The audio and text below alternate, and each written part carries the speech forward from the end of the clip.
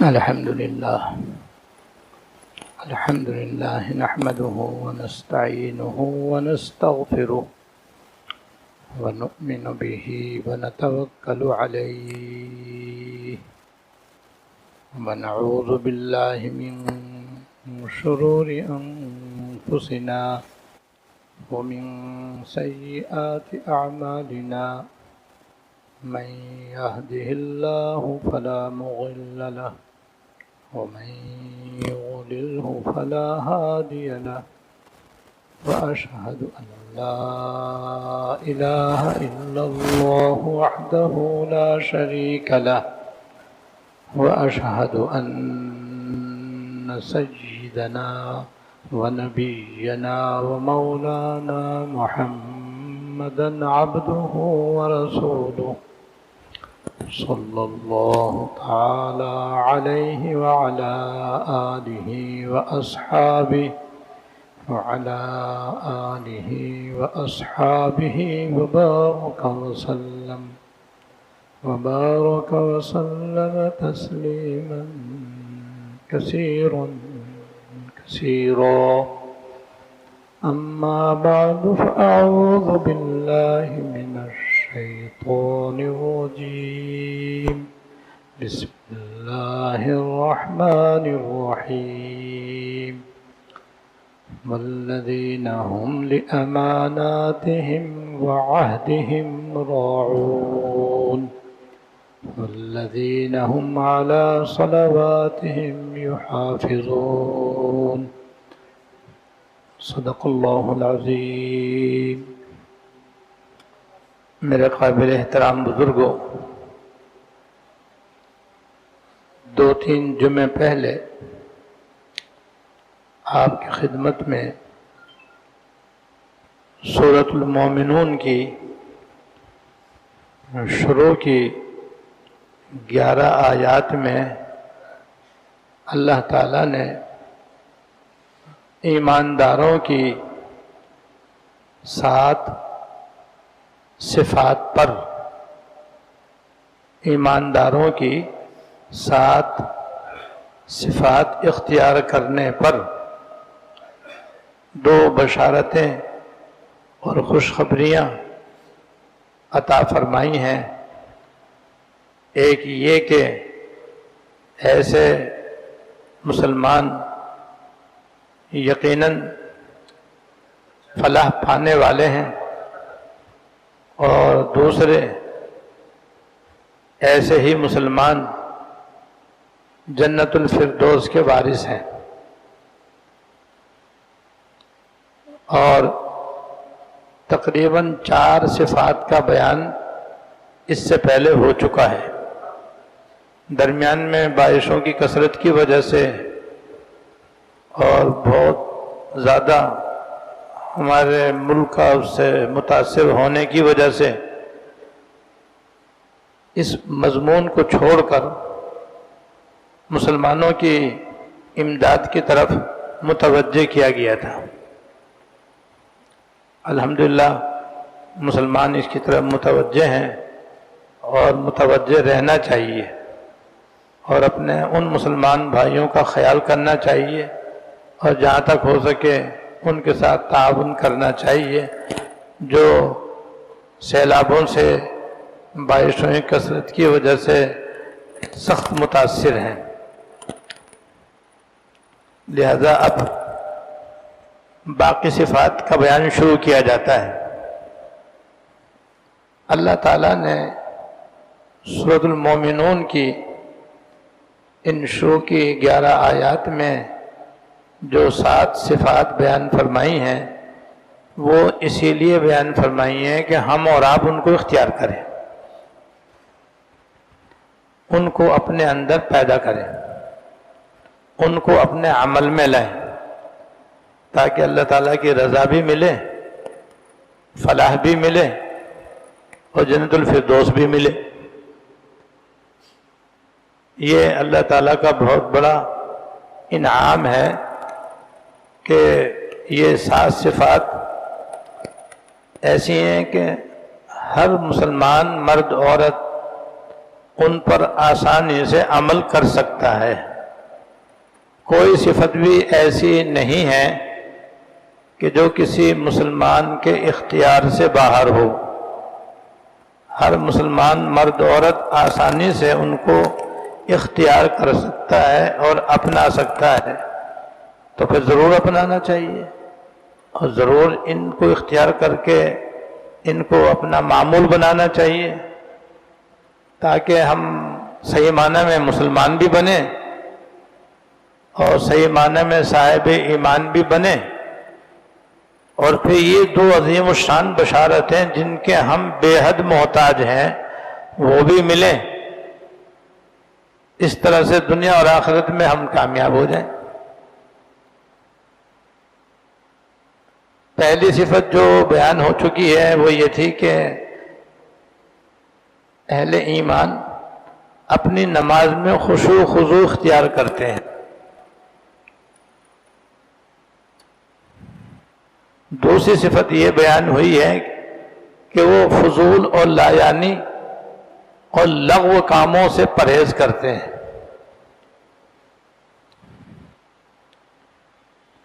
تیسرے، وہ اپنے اموال کی باقاعدہ زکوٰۃ نکالتے ہیں، اور دوسرے معنی یہ بھی بیان کیے گئے ہیں کہ وہ اپنے ظاہر اور باطن کی اصلاح کی کوشش کرتے ہیں۔ والذین هم للزکاۃ فاعلون، اس صفت کی یہ دو معنی ہیں جس کی تفصیل میں بتا چکا ہوں۔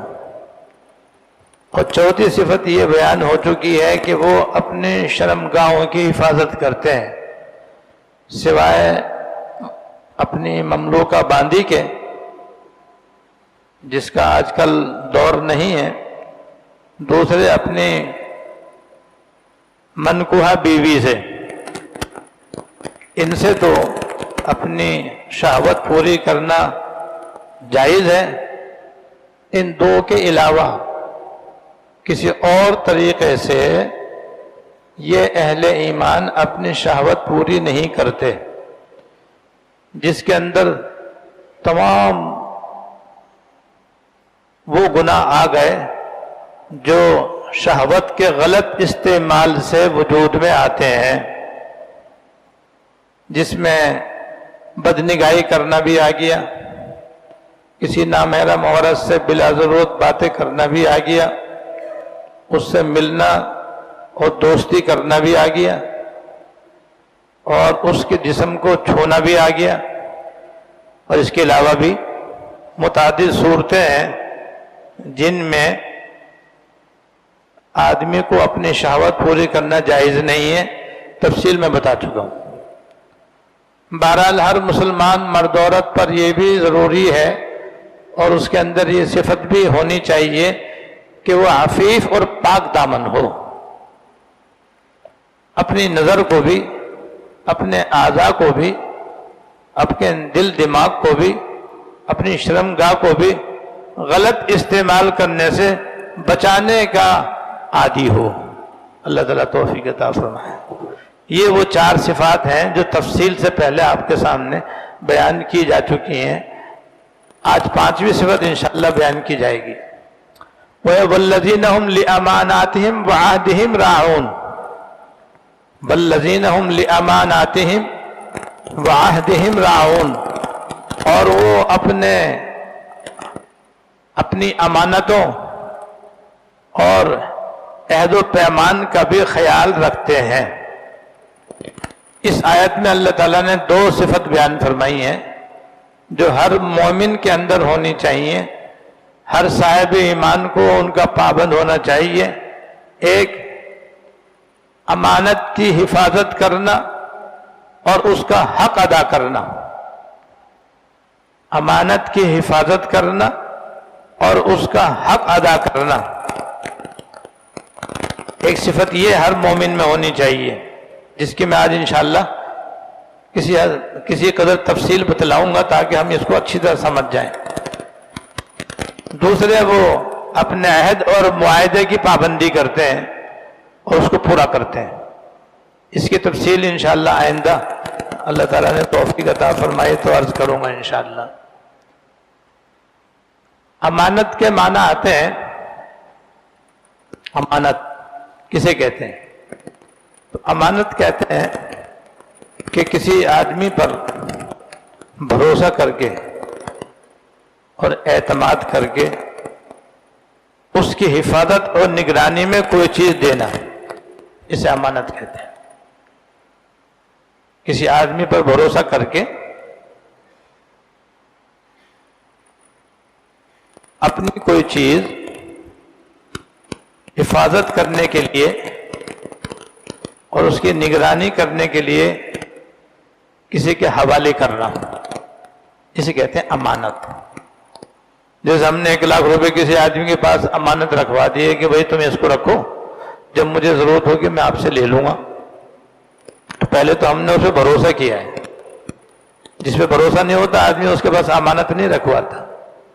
عام طور پر بھروسہ کر کے ہی آدمی امانت رکھواتا ہے۔ دوسرے اس نے اپنے پیسے اس کے پاس حفاظت کے لیے رکھوائے ہیں، اور رکھوانے کا مطلب یہ ہے کہ تم اس کی حفاظت کرو، یہ چوری نہ ہو، یہ ضائع نہ ہو، یہ خراب نہ ہو، اور اس میں یہ بھی شامل ہوتا ہے کہ وہ اپنے ذاتی استعمال میں بھی اس کو نہ لے، اپنی حفاظت میں رکھے بس۔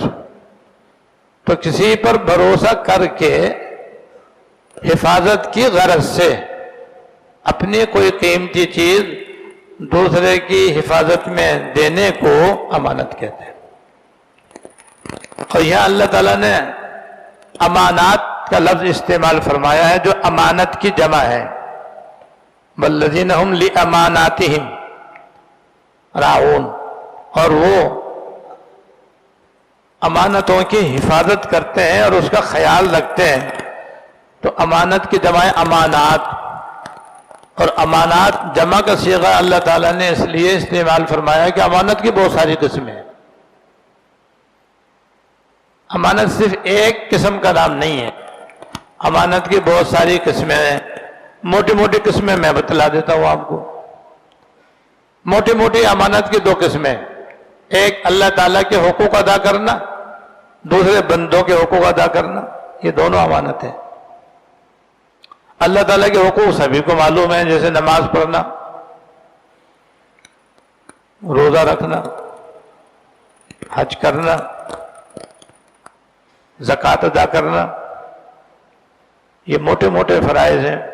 واجبات میں جیسے وتر پڑھنا واجب ہے، قربانی کرنا واجب ہے، صدقہ فطر ادا کرنا یہ واجب ہے، عیدین کی نماز پڑھنا یہ واجب ہے۔ تو فرائض و واجبات ادا کرنا یہ اللہ تعالیٰ کی امانت ادا کرنا ہے۔ ایسے حرام اور ناجائز اور مکروہ تحریمی کاموں سے اپنے آپ کو بچانا یہ بھی امانت ہے۔ کسی حرام کام کا ارتکاب کرنا جیسے شراب پینا، زنا کرنا، کم تولنا، کم ناپنا، جھوٹ بولنا، غیبت کرنا، یہ خیانت ہے، یہ خیانت ہے اور حرام ہے، کیونکہ اللہ تعالیٰ نے ان سے بچنے کا حکم دیا ہے۔ ان سے بچنا ایسا ہی ضروری ہے جیسے نماز پڑھنا ضروری ہے، ان گناہوں سے بچنا ایسا ہی ضروری ہے جیسے روزہ رکھنا ضروری ہے، حرام و ناجائز کاموں سے بچنا ایسا ہی فرض ہے جیسے زکوٰۃ اور حج کرنا ضروری ہے۔ تو یہ بھی امانت ہے۔ تو جتنے بھی حرام اور ناجائز کام ہیں اور جتنے بھی گناہ کبیرہ ہیں اور جتنے بھی مکروہ تحریمی کام ہیں ان سے بچنا بھی امانت ہے، اور ان سے نہ بچنا خیانت ہے۔ جیسے نماز نہ پڑھنا بھی خیانت ہے، بلا کسی عذر کے آدمی نماز قضا کر دے، بغیر کسی معتبر عذر کے آدمی جماعت ترک کر دے یا کسی اور واجب کو چھوڑ دے، یہ خیانت ہے۔ یہ اللہ تعالیٰ کے حقوق میں خیانت ہے، یہ جس کو بہت کم لوگ جانتے ہیں۔ یہ تو سب جانتے ہیں کہ نماز پڑھنا ضروری ہے، وتر پڑھنا بھی ضروری ہے، عیدین کی نماز بھی ضروری ہے، لیکن یہ بہت کم مسلمان جانتے ہیں کہ اگر ہم نہیں پڑھیں گے تو خیانت گناہ ہوگا. یہ بہت کم مسلمان جانتے ہیں. تو یاد رکھو اللہ تعالیٰ کے جو حقوق ہیں، جس کی یہ میں نے چند مثالیں دی ہیں، ورنہ تو اللہ تعالیٰ کے حقوق بھی بہت سارے ہیں جو ہماری ساری زندگی پر چھائے ہوئے ہیں. روزمرہ اللہ تعالیٰ کے حقوق صبح شام تک ہمارے سامنے آتے رہتے ہیں، جن کی ادائیگی کہیں فرض، کہیں واجب اور کہیں اس سے بچنا واجب. یہ سب اللہ تعالیٰ کی امانتیں ہیں جو اللہ تعالیٰ نے ہمارے ثبوت کی ہوئی ہیں کہ یہ کرو یہ مت نہ کرو، یہ کرو یہ مت نہ کرو، یہ کرو یہ نہ کرو، یہ کرو یہ نہ کرو. وہ صبح شام تک یہی ہوتا رہتا ہے. تو یہ امانت ہے جو اللہ تعالیٰ نے ہمارے ذمے لگائی ہے اور ہمارے ثبوت کی ہے اور ہم پر فرض و واجب فرمائی ہے. تو اللہ تعالیٰ کے حقوق ادا کرنا، چاہے ان کا تعلق کرنے سے ہو یا بچنے سے ہو، یہ بھی امانت ہے. یہ اب اتنی ساری امانت ہوتے ہیں، اللہ تعالیٰ کے حقوق میں ہی ہو گئی. ایسے ہی دوسری قسم ہے اللہ تعالیٰ کے احکام کی حقوق العباد، بندوں کے حقوق. اللہ تعالیٰ نے بہت سے بندوں کے حقوق بھی فرض و واجب فرمائے. بندوں کے حقوق بھی اللہ تعالیٰ نے فرض و واجب فرمائے ہیں، جیسے کہ شوہر پر بیوی کا نان و نفقہ وغیرہ، ماں باپ پر اپنی اولاد کا نان و نفقہ اور دیگر حقوق، ایسی پڑوسیوں کے حقوق. ایک لمبی فہرست ہے حقوق العباد کی. اس میں فرائض بھی ہیں، واجبات بھی ہیں، محرمات بھی ہیں، مکروہات بھی ہیں. تو بندوں کے جتنے بھی حقوق ہیں وہ بھی امانت کے اندر آتے ہیں. اور چونکہ وہ بھی بہت سارے، اس لیے ان کو بھی ان کی وجہ سے اللہ پاک نے اس صفت کے اندر امانات جمع کا صیغہ اللہ تعالیٰ نے استعمال فرمایا کہ جو اللہ تعالیٰ کے کامل بندے ہیں اور مومن بندے ہیں، وہ امانتیں چاہے اللہ تعالیٰ کے حقوق سے متعلق ہو وہ بھی ادا کر دیں، اور چاہے ان کو حقوق کا امانتوں کا تعلق بندوں کے حقوق سے ہو وہ بھی ادا کرتے ہیں. اور بندوں کے حقوق میں سے میں چند موٹی موٹی مثالیں بیان کرتا ہوں تاکہ ہم سمجھیں اور اس پر توجہ دیں. حقوق العباد کی یہ مثال تو عام طور پر سبھی جانتے ہیں اور عام طور پر اسی کو امانت سمجھتے ہیں. باقی کسی میں چونکہ معلوم نہیں تو اس لیے لوگ اس کو امانت نہیں سمجھتے. یہ ان کی ناسمجھی کی بات ہے کہ کسی نے اپنی قیمتی چیز دوسرے کے پاس رکھوا دی حفاظت کی غرض سے. اس کو سب کہتے ہیں بھئی امانت ہے، اور یہ بلا شبہ امانت ہے. یہ حقوق العباد کی امانت کی ایک مثال ہے بس. یہ اب کوئی اپنی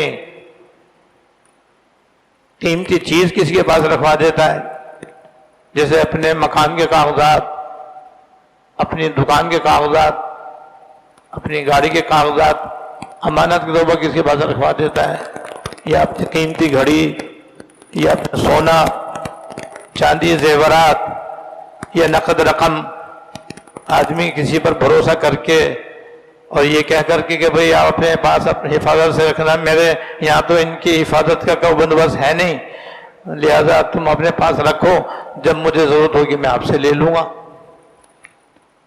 یہ حقوق العباد کی مشہور مثال ہے. اور اس طرح سے جو چیز دوسرے کے پاس رکھوائی جاتی ہے وہ امانت ہوتی ہے. اس کی حفاظت امانت رکھنے والے پر واجب ہوتی ہے، اور جب امانت رکھوانے والا اس سے طلب کرے تو بیائی نہیں، اس کو واپس کرنا واجب ہوتا ہے.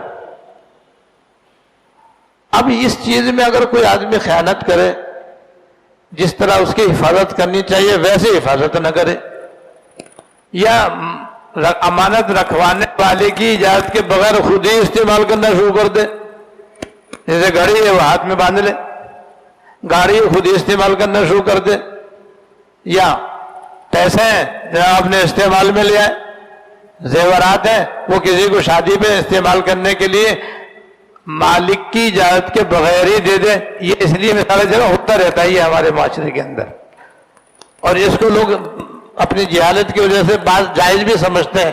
جائز نہیں، خیانت ہے یہ اور ناجائز ہے یہ. امانت کا مطلب ہوتا ہے کہ جیسی اس نے چیز دی ہے ویسی ہی رکھو. جو پیسے دیے ہیں، جو نوٹ دیے ہیں، وہی نوٹ لفافے میں ڈال کے یا تھیلے میں ڈال کے یا بٹوے میں ڈال کے حفاظت سے رکھو. حفاظت کرنے کا اور امانت رکھنے کا یہ مطلب ہوتا ہے. یہ نہیں کہ وہ پیسے اپنے استعمال میں لے آؤ، پھر جب وہ آئے گا اپنے پاس سے دوسرے پیسے دے دیں گے. زیور جو ہے خود بھی استعمال کر رہے ہیں، گھر میں بھی استعمال ہو رہا ہے، شادی بیاہ میں بھی استعمال کے لیے دے رہے ہیں. خیانت ہے یہ. تو امانت کا مطلب یہ ہوتا ہے کہ جو چیز جس صورت میں کسی کے پاس امانت کے طور پر رکھوائی گئی ہے، اس پر واجب ہے کہ وہ ویسے ہی رکھے اس کو اپنے پاس اور اسی کو محفوظ رکھے، اور پھر جب مالک طلب کرے تو پھر بغیر کسی ہیل حجت کے وہ اس کو ادا کرے. یہ ہے بھئی مشہور مثال. تو یہاں ایک صورت کی گنجائش ہو سکتی ہے کہ اگر پیسے اپنے پاس رکھنے کے لیے کوئی آئے اور کہے کہ بھئی یہ میری رقم اپنے پاس رکھ لو، تو آپ یہ کر سکتے ہیں کہ اس سے اجازت لے لو کہ بھئی بیعینی پیسے رکھنا تو میرے لیے مشکل ہے، تم ایسا کرو مجھے اجازت دے دو، میں ان کو اپنے استعمال میں لے لیتا ہوں. استعمال میں لانے کا مطلب یہ ہوگا یہ پیسے تمہارے میرے ذمہ قرض ہو جائیں گے. جب قرض ہو جائیں گے میں تمہارا مقروض بن جاؤں گا. جب تمہیں ضرورت ہو مجھے بتا دینا، میں اپنے پاس سے یہ پیسے ادا کر دوں گا انشاءاللہ تعالی. تو اب یہ امانت نہیں رہے گی، قرض دینا ہو جائے گا، قرض لینا ہو جائے گا. اس صورت میں آپ نے اس کی اجازت سے استعمال کر لیا، آپ کے لیے استعمال کرنا جائز ہو، کیونکہ مالک جیسے امانت رکھوا سکتا ہے اپنے مال کی حفاظت کے لیے قرض بھی دے سکتا ہے. تو اس طرح سے تو صحیح ہے. لیکن اگر مالک نے اس کو آپ کو استعمال کی اجازت نہیں دی تو پیسے بھی بیعینی رکھے جائیں گے. سونا بھی بیعینی رکھنا ہوگا، زیور بھی جو کہ تو رکھنا ہوگا، کاغذات بھی جو کہ تو رکھنے ہوں گے، گھڑی اور گاڑی بھی جو کہ تو رکھنی ہوگی. اس کو استعمال کرنے کی اجازت نہیں ہوگی. گاڑی بھی استعمال نہیں کر سکتے، گھڑی بھی استعمال نہیں کر سکتے، اور لوگ کر لیتے ہیں. اسی کے اندر یہ بھی سمجھ لیں کہ جو لوگ مختلف کاریگروں کو اپنی چیزیں بننے کے لیے دیتے ہیں، کسی فریج خراب ہو گیا، انہیں بننے کے لیے مکینک کو دے دیا، گاڑی خراب ہو گئی گاڑی بننے کے لیے دے دی، گھڑی خراب ہو گئی گھڑی ساز کو بننے کے لیے دے دی. یہ ہوتا ہی رہتا ہے. رات دن چیزیں گھروں میں خراب ہوتی رہتی ہیں، کارخانوں میں خراب ہوتی رہتی ہیں، بننے کے لیے بھیجا جاتا ہے ان کو. تو وہ اپنے پاس رکھیں، ٹیسٹ کریں، سب کچھ کریں، مگر استعمال خود بھی نہیں کر سکتے، دوسروں کو بھی نہیں دے سکتے. اور ہوتا ہے یہاں پر یہی ہے، عام طور پہ یہ ہوتا ہے کہ کاریگروں کے پاس جو چیزیں ہوتی ہیں وہ اپنے دوستوں کو بھی، یاروں کو بھی اور جناب ملنے جلنے والوں کو بھی وہ چیزیں استعمال کے لیے دے دیتے ہیں. وہ گاڑی بھی چلاتے رہتے ہیں، گھڑی بھی ہاتھ میں باندھ کے ٹائم دیکھتے رہتے ہیں، اور دوسری چیزیں بھی اپنے استعمال میں رکھتے ہیں. یہ خیانت ہے امانت کی. تو یہ تو وہ مشہور مثال ہے جو حقوق العباد سے جس کا تعلق ہے، جس کو سب امانت سمجھتے ہیں. ایک اور مثال اس میں بھی بہت زیادہ خیانت پائی جاتی ہے، وہ یہ کہ بعض دفعہ ایک آدمی دوسرے کے پاس اپنی راز کی بات رکھ دیتا ہے. کہتا ہے میرا ایک راز ہے، وہ میں تم کو بتاتا ہوں، تم اپنے پاس اس کو محفوظ رکھو، کسی کو بتانا نہیں. اب بتانا نہیں، کبھی تو وہ زبان سے کہتا ہے، کبھی اشارے کنایے سے پتہ چل جاتا ہے. کہ جب وہ کہتا ہے میں تم سے ایک خاص بات کہنا چاہتا ہوں، پھر یوں دیکھ رہا ہو، یوں دیکھ رہا ہے وہ، تو وہ یہ دیکھ رہا ہے نا ادھر ادھر. اس کا مطلب یہ ہے کہ میں تمہیں ایسی بات بتا رہا ہوں، تم کسی کو بتانا نہیں. زبان سے تو نہیں کہہ رہا، مگر اپنے طرز عمل سے وہ بتا رہا ہے کہ میں اپنی راز کی بات آپ سے کہہ رہا ہوں، آپ کسی کو بتانا نہیں. اسے کہتے ہیں دلالتاً امانت دینا، اپنی بات کو حفاظت کے لیے دوسرے کو بتانا تاکہ وہ اس کو کسی اور کے سامنے ذکر نہ کرے. یہ بھی امانت ہوتی ہے، یہ بھی امانت کہلاتی. لہذا جس نے جو بات بتائی ہے اگر وہ ایسی ہے کہ اس کے راز رکھنے میں کسی کا کوئی جانی مالی نقصان نہیں ہے، شرعی اعتبار سے اس کے چھپانے میں کوئی حرج نہیں ہے تو اس کا چھپانا واجب ہے، دوسرے کو بتانا ناجائز ہے، یہ بھی امانت ہے۔ لہذا اگر کوئی کسی کو اپنی راز کی بات بتلائے اور اس کی راز کی بات کے راز رکھنے میں کسی کا کوئی جانی مالی نقصان نہیں ہے تو اس کو بھی محفوظ رکھنا چاہیے۔ یہ نہیں کہ کسی نے کسی کو بتا دے، کوئی فلانا آدمی آیا تھا اور وہ مجھ سے مجھے اپنی راز کی بات بتا کے گیا اور اس نے کہا کسی کو بتانا نہیں، میں بھی کسی کو نہیں بتا رہا سوائے تمہارے۔ بھئی یہ کیا راز کی بات ہوئی پھر؟ یہ تو راز فاش کرنا ہو گیا اس کا، اور یہ خیانت کہلائے گی اس کے راز کے اندر۔ ہاں اس میں اگر کسی کا جانی مالی نقصان کا قوی اندیشہ ہے، جیسے اس نے کہا کہ میرا فلاں آدمی کو قتل کرنے کا ارادہ ہے، میں فلاں دن فلاں وقت اس کے اوپر یہ حملہ کروں گا اور اسے جان سے ماروں، تمہیں بتا رہا ہوں، میں کسی کو نہیں بتلا رہا، تو اگر وہ نہ قتل کر رہے ہیں تو اس کو چھپانا جائز نہیں ہے، اس کا واضح کر دینا ضروری ہے تاکہ اگلے کا جانی مالی نقصان نہ ہو۔ تیسری صورت وہ ہے کہ دنیا کے اندر جتنے بھی عہدے اور منصب ہیں، جتنے بھی عہدے اور منصب ہیں، یہ ساری امانت ہیں، چاہے وہ پرائیویٹ عہدے اور منصب ہو اور چاہے وہ سرکاری عہدے اور مناصب ہو، صدر سے لے کر کے تھانے دار تک جتنے بھی یہ عہدے ہیں سارے کے سارے امانت ہیں، اور قانونی طور پر بھی انہیں کچھ فرائض و واجبات ہوتے ہیں اور شرعی اعتبار سے بھی انہیں کچھ فرائض و واجبات ہوتے ہیں، ان سب کو ادا کرنا یہ امانت کا ادا کرنا ہے، اور ان میں کوتاہی کرنا، تنخواہ پوری لے لینا اور عہدے اور منصب کے دینی اور دنیاوی فرائض صحیح سے ادا نہ کرنا، یہ ان عہدوں کی خیانت ہے اور جس کا بڑا عذاب ہے اور بڑا وبال ہے یہ۔ اور چوتھی مثال وہ ہے جو کہ عام طور پر ہمارے یہاں بہت زیادہ پائی جاتی ہے کہ جتنے ملازم ہوتے ہیں، کچھ سرکاری ہوتے ہیں کچھ غیر سرکاری ہوتے ہیں، دونوں جگہ ایک مالک ہوتا ہے، افسر ہوتا ہے، ایک ملازم ہوتا ہے جس سے وہ کام لیتا ہے۔ تو جیسے افسر کی اور مالک کی ذمہ داری ہے، اس کی جو ذمہ داری ہے وہ بھی امانت ہے کہ وہ اس کو ٹھیک ٹھیک ادا کرے، ملازم کی بھی ذمہ داری ہے کہ وہ بھی اپنی ملازمت کا صحیح صحیح حق ادا کرے۔ عام تو ملازم کے ذمہ دو کام ہوتے ہیں، وقت دینا، مقررہ وقت کے اندر مقررہ کام ٹھیک ٹھیک انجام دینا۔ آپ کی گاڑی خراب ہو گئی تو آپ میکینک کے پاس جائیں گے تو اس سے یہ کہیں گے بھائی مجھے آج شام تک گاڑی ٹھیک کر کے دے دو، تو دو باتوں کا معاہدہ ہوا آپ کا، ایک تو میری گاڑی شام تک صحیح ہونی چاہیے، دوسری گاڑی صحیح کر کے دو۔ تو یہ امانت ہے، یہ جس نے گاڑی لی ہے اس کے اوپر دو ذمہ داریاں ہیں، ایک تو گاڑی صحیح کرے، دوسرے مقررہ ٹائم کے اندر صحیح کرے۔ اگر دونوں باتیں پوری کرے گا تو اس نے امانت پوری کی، اگر دونوں میں سے ایک میں بھی کوتاہی کی تو خیانت کی اس نے۔ عام طور پر دونوں باتوں میں گڑبڑ ہوتی ہے، کہاں کون پورا کرتا ہے، نہ وقت کی پابندی ہوتی ہے نہ چیز کو صحیح معنی صحیح کر کے دینے کا معمول ہے۔ بہت کم لوگ ہیں جو صحیح چیز صحیح کر کے دے دیں، صحیح چیز یعنی کسی چیز میں جو خرابی ہے واقعی اس کو اچھی طریقے سے اطمینان بخش طریقے سے صحیح کریں، ایسے بھی بہت کم ہے، اور مقررہ وقت کے اندر کریں، ایسے ہی بہت کم ہے۔ کتنے ترخائے جاتے ہیں، کتنے جھوٹے وعدے کیے جاتے ہیں اور کس قدر لوگوں کو پریشان کیا جاتا ہے، یہ عام معمول بنا ہوا ہے، یہ سب خیانت کے اندر آتا ہے اور خیانت حرام ہے۔ لہذا کام کی چوری، وقت کی چوری، یہ بھی خیانت کے اندر داخل ہے۔